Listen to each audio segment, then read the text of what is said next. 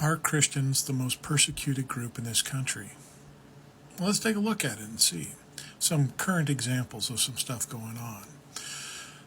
Let's say we have a big high school football game in town, and at the end of the game, the coach gathers everyone up in the middle of the field, take a knee, and let's give thanks to our Lord, Jesus Christ, for this game we played tonight.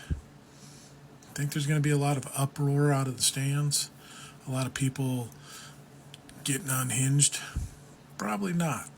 I know I work with a lot of high school athletes and their events that go on, and I know there's schools that have traditions. When you get there, you get dropped off the bus, you go into the locker room, you drop your stuff off at your locker, you walk out to the field, walk to the other end of the field, take a knee, and have a little silent reflection.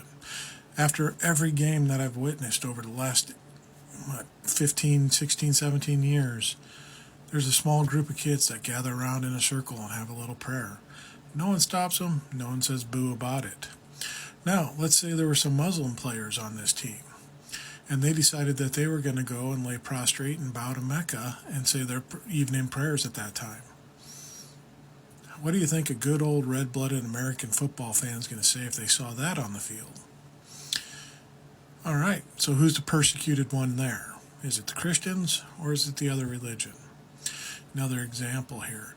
Had a thing in the NFL where we wear certain shoes that have messages.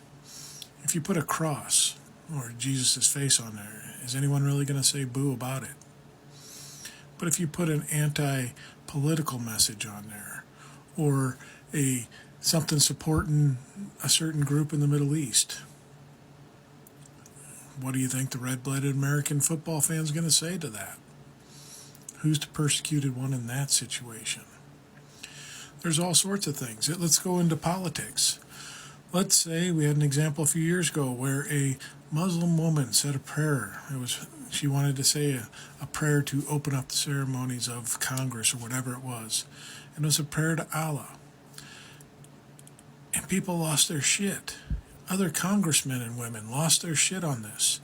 Next day, a fired up Christian woman really exalted her prayer out, just really poignant about the prayer that was said the day before by someone of a different faith, and how this shouldn't be allowed in our United States Congress. Who's the persecuted one there? The simple fact of the matter is that persecution isn't happening in the Christian church. No one's holding them back. No one's containing them from practicing their free speech and their free way of worshiping however they desire. They're allowed to have prayer circles on fields. They're allowed to gather at the end of a game and say a prayer to their God. Hell, I remember a few years ago when Penn State had its big controversy with Jerry Sandusky. And my hometown team, Nebraska, was playing there. And they led a Christian prayer by a very poignant Christian man, known as a very strong Christian man in the state, for both teams, before the game, with all the players taking a knee. And it was lauded and praised for what was done, just because it was to a Christian God. What if it was Islam and praying to Allah? What if it was a Hindu sort of prayer and worship, or indigenous people praying to whatever spirits they wanted to pray to? Would it have the same reception? I highly doubt it. Because true persecution is telling people they can't practice their religion, their faith, their beliefs, their prayers in the same arenas that Christians are allowed to practice their beliefs and religion. There's definitely a contradictory opinion here. This is allowed, this is unsanctioned. We can't allow this to happen. That's not persecution.